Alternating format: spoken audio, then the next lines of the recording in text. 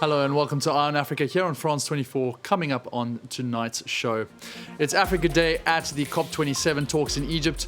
With the future of the continent under the microscope, we go on the ground to discuss the fate of over 1.2 billion people disproportionately affected by the impact of climate change. Thanks for joining us. Well, with COP27 on Tuesday dedicated to solving climate problems across Africa, much of the discussion has centered on how the continent is adjusting amidst drastic weather changes. In fact, on the sidelines of today's talks, French President Emmanuel Macron co-chaired a summit on adaptation along with Senegalese and African Union President Macky Sall. France 24's environment editor Valérie Decamp, who is stationed in Sharm el-Sheikh, Egypt, managed to catch up with someone at the forefront of the topic, Patrick Verkooyen, the CEO for the Global Center of Adaptation. It's been dubbed the African COP. For the first time since 2016, the UN's annual climate summit returns to Africa, shining the spotlight on the plight of vulnerable communities, especially here in Africa. Catastrophic floods in Nigeria, historic drought in the Horn of Africa. In the last 2 years, the African continent has seen no less than 130 extreme weather events. Joining me now is Dr. Patrick Verkooyen, CEO of the Center for Adaptation. Thank you very much for being here tonight. My pleasure. First of all, I'd like to ask you, you have said that success at COP27 will depend on delivering what African countries need for adaptation. How do we measure success in terms of African countries here at COP27? Well, first, the context is this. I mean, we are in the middle of a climate emergency globally, but there's one region which is suffering disproportionately. As you just indicated, Africa.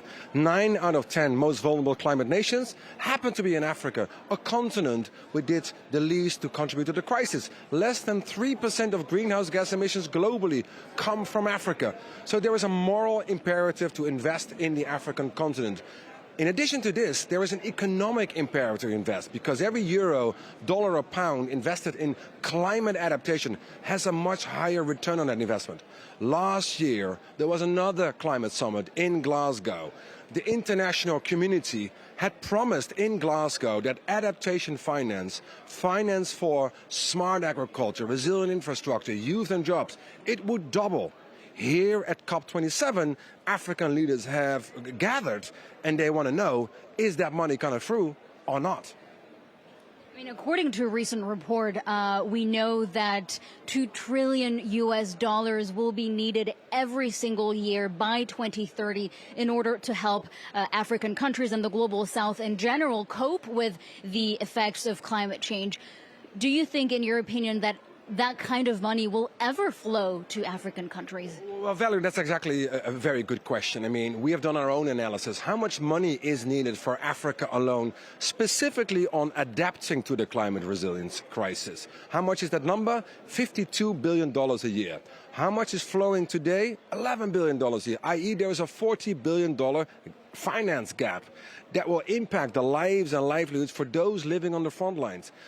But the good thing is, Africa has come forward in the last few days with a very concrete investment plan. It's called the Africa Adaptation Acceleration Program, AAAP. What is it? $25 billion over 5 years for agriculture, for infrastructure, youth and jobs, and finance. That table is on the table right now. That plan is on the table right now. The question is, will that money be delivered here at the COP27 here in Sharm el-Sheikh?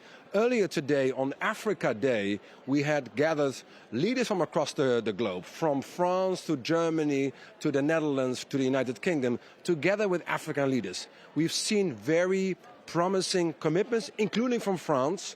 Now these commitments need to be translated into actual flows into the continent. Let's talk a little bit more about the role of international development banks. I mean, we know that it's very expensive for developing countries, African countries, to borrow money on the financial markets. They can't simply borrow money to make their cities more resilient, for example. Can the IMF, can the World Bank do more to provide adaptation finance? Well, I think there is a very important role to play for the so-called IFI, the international finance institutions, including the World Bank. I mean, there's lots of finance going into Africa on development, but climate and development are the same essentially in terms of its direction. It isn't smart economics or smart development in building a road which will be washed away because the climate scenarios of the future are not taken into account. And that's precisely what we as Global Center on Adaptation do. We provide the best expertise, analytics to the development banks to make sure that every development project is climate smart, climate resilient, and hence delivers jobs, growth, and development. That is what this agenda is about. Climate adaptation is a prosperity agenda, and hence the world needs to come around to put the money on the table.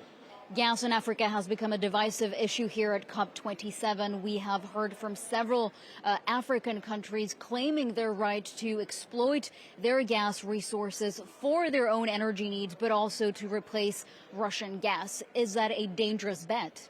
Well, President Macky Sall, President of Senegal, and this year the chairperson of the African Union, was very explicit today. Africa is forced on this fossil fuel trajectory. Why? Because there is no alternative finance coming from the global north to support them in sort of this renewable trajectory. Or the money which is on the table is hardly enough to really support them. So also for the Western world, there is indeed a bet to be made, a bet on the future, a bet on renewables. Hence, African nations need to be supported. This is a partnership. Africa does its own part and expects, quite frankly, solidarity from the rest of the world. Because why, Valerie? Because everything what happens in Africa in terms of the floods, the droughts, the storms, it will not contain in Africa. A World Bank report recently nominated that 82 million Africans will be forced to leave their homes to go to the slums in the cities of Africa. Well, some of these millions of people will come to Europe. It's in the best interest of Europe to invest at the source, hence in Africa. It's good for Africa, it's good for the world. Floods in Nigeria, Senegal and Chad, famine in Somalia, melting glaciers in Tanzania, and the worst drought in Kenya in 4 decades. With 4 consecutive seasons of inadequate rainfall, people and animals in the East African nation have taken the biggest hit. Caroline Lambole takes a closer look. Searching for water, this elephant met its fate as it wandered into a small town in central Kenya. It killed a woman at a water point and was then tracked down by rangers who shot it dead. Elephants are attracted to the trees that are planted around my house. Trees and water points are the main source of conflict between elephants and the community. Kenya is experiencing its worst drought in 40 years, with devastating consequences for animals and humans alike. Millions of people affected by hunger, like these men who hurry to cut chunks of meat from the carcass. For animals, drought has also meant a struggle to find food and water, and so they've been venturing outside Kenya's protected reserves.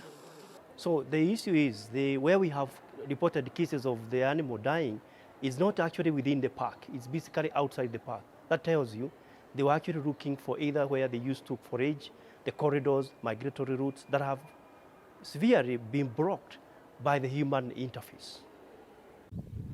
In the past 9 months alone, around 200 elephants have died. Lack of water and food, but also diseases caused by weakened immune systems. Elephants are not the only animals who've been affected by the drought. Around 500 wild beasts and 380 zebras have also died. Time for a quick recap of other news from across the continent. A Nairobi court has ordered striking Kenya Airways pilots to return to work by Wednesday morning, signaling a breakthrough for the beleaguered carrier. Dozens of flights have been cancelled since last week's walkout began over unpaid bonuses, resulting in millions of lost dollars. Pilots have now also announced that they will be complying with the latest order and resume duty. Then DRC officials have announced that newly deployed fighter jets have bombarded M23 rebel positions in the east of the country, with several residents fleeing across the border to Rwanda.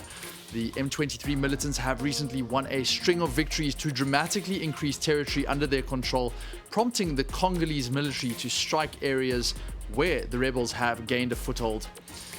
And then in a potential blow, just 13 days before Senegal's first World Cup match, Sadio Mane has limped off injured in Bayern Munich's Bundesliga clash with Werder Bremen. After trying to continue, Mane exited the match around the 20-minute mark and appeared to be limping as he left the field. Mane, of course, was an integral cog to Senegal's Africa Cup of Nations triumph earlier this year, scoring the winning penalty in the final.